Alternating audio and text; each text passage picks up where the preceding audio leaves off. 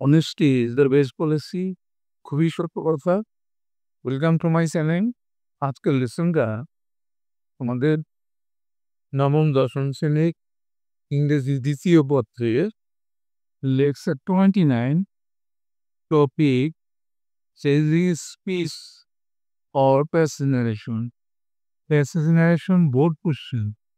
Narration এবং passage নারেশনের যাবতীয় রুলসগুলো আমি আগের লেকচারগুলোতে শিখিয়েছি, বিশেষ করে লেকচার 1 এবং লেকচার 2।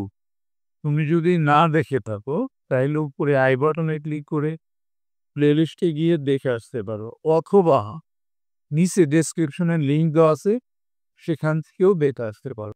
স্ক্রিনে যে প্যাসেজ নারেশনটা দেখতে পাচ্ছ, এটা বোর্ড পরীক্ষা আসছে, বেশ ইম্পর্ট্যান্ট একটা প্যাসেজ নারেশন। এখানে অনেকগুলো নিয়ম এর মধ্যে আছে, শিখতে পারবা। প্যাসেজ নারেশন করার আগে অবশ্যই তোমাকে প্রথম থেকে শেষ পর্যন্ত প্যাসেজটা ভালো করে পড়ে নিতে হবে। দেখতে হবে কে কার সাথে কথা বলছে এবং কোন কোন ধরনের সেন্টেন্স এখানে ব্যবহার করা হয়েছে। আমরা তাহলে আগে পড়ে নেই। What are you doing now? Rashed, Rashed তুমি এখন কি করছো? আই সে, আমি বললাম, I am watching an interesting program on television. টেলিভিশনে আমি একটা মজার প্রোগ্রাম দেখছি। আমি উত্তর দিলাম। এটা কিন্তু রাশেদ বলল। Aren't you wasting your time? তুমি কি তোমার সময় নষ্ট করছো না? আমি আবারও জিজ্ঞেস করলাম। No, I don't think so. He said, কি মানে এখানে রাশেদ? রাশেদ উত্তর দিল যে না, আমি সেটা মনে করি না। রিমেম্বার, মনে রাখো, too much watching of TV makes people lazy. বেশি রকম টিভি দেখাটা মানুষকে অলস করে ফেলে, এটা মনে রেখ। তো এখানে আমরা দেখতে পেলাম যে আমার সাথে আর রাশেদের সাথে কথা হচ্ছে। প্রথম সেন্টেন্সটা কি? What are you doing now? Interrogative sentence. Rashed, রাশেদকে জিজ্ঞেস করলো কে? আমি। আই সেই, আমি জিজ্ঞেস করলাম। তাহলে এই সেন্টেন্সটা আগে আমরা পড়ে নিই। আই, ইন্টারগেটিভ সেন্টেন্স, সেইটার উপর আস্ক, আস্কড রাশেদ।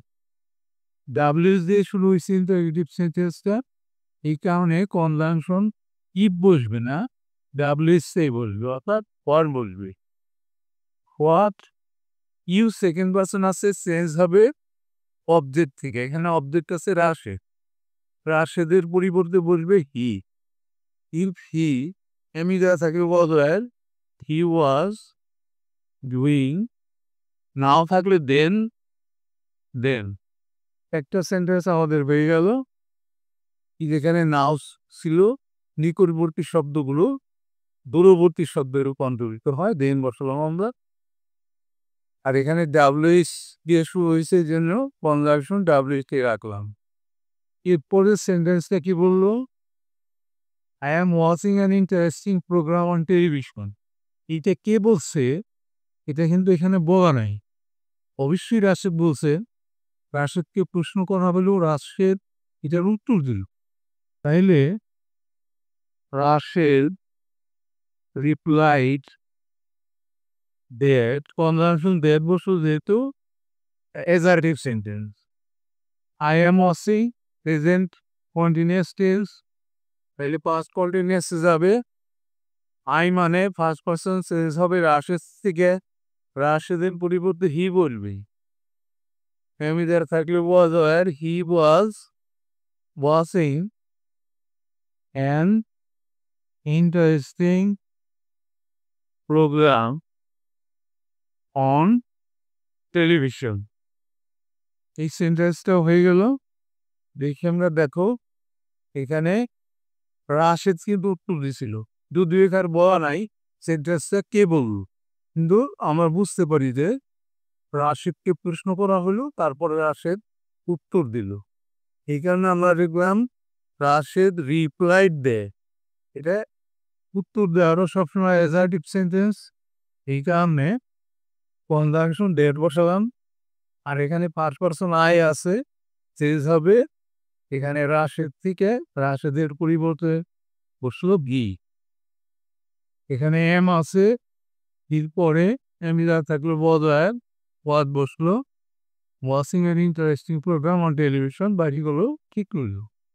এরপরে সেন্টেন্সটা কি বললো, aren't you wasting your time? এই প্রশ্নটা আমি তাকে করলাম নিশ্চয়ই। আর একটা প্রশ্ন করলাম আমি কিন্তু একবার প্রশ্ন করছেন, দ্বিতীয় আবার প্রশ্ন করলাম। এই জন্য আই এগেইন আস্কড হিম দিয়েই, হিম মানে রাশেদকে। এখানে কিন্তু ইন্টারোগেটিভ সেন্টেন্সটা অক্সিলারি দিয়ে শুরু হয়েছে, এই কারণে আমরা কনজাংশন ইফ বসাবো। ইফ ইউ আছে সেকেন্ড পারসন, চেঞ্জ হবে হিম থেকে, তাহলে হবে হি। হির সাথে আমি যা থাকলে ওয়াজ এট, হি ওয়াজ ওয়েস্টিং ইউর টাইম মানে হিজ টাইম। দেখো আর দিয়ে শুরু হয়েছিল ইন্টারোগেটিভ সেন্টেন্সটা, এই কারণে আমরা কনজাংশন ইফ বসাইছি। আর আমি দ্বিতীয়বার তাকে জিজ্ঞেস করছি, এই কারণে এনার হিম মানে রাশেদকে এখানে আসলো, তার পরিবর্তে এখানে কিন্তু ওয়াজ বসলো। এরপরের লাইনটা কি আছে, নো, এটা কিন্তু রাশেদ উত্তর দিল। নো থাকলে replied in the negative, I don't think so, he said. এই পর্যন্ত এটা আমরা লিখে ফেললি। He replied in the negative and said that I don't think so. মানে আই ফার্স্ট পারসন চেঞ্জ হবে সাবজেক্ট থেকে, সাবজেক্ট আছে এখানে হি, তাহলে আসবে হি।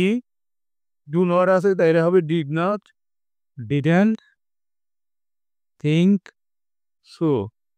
যখন যখন দেখো আমরা ডু নটকে ডিড নট করলাম, প্রেজেন্ট ইনডিফিনিটকে পাস্ট ইনডিফিনিটে নিলাম, তখন কিন্তু এই থিঙ্কটা কোনো পরিবর্তন হলো না, থিঙ্ক কিন্তু ঠিকই থাকলো।